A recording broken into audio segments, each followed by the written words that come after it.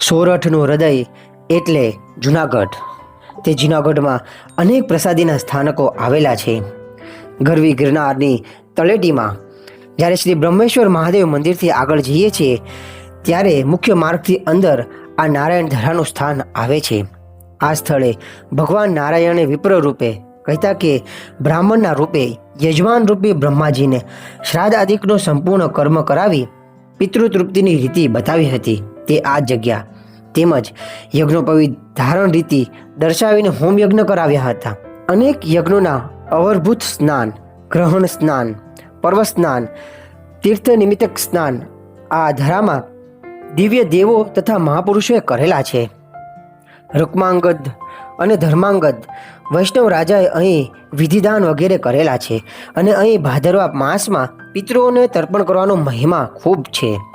આ સ્થળ પ્રાચીન ઐતિહાસિક અતિ પવિત્ર છે. આ જગ્યાએ શ્રીજી મહારાજે સંતો ભક્તો સહિત અનેક વાર સ્નાન કર્યું હતું. તેથી આને નારાયણ ધરો કહેવામાં આવે છે.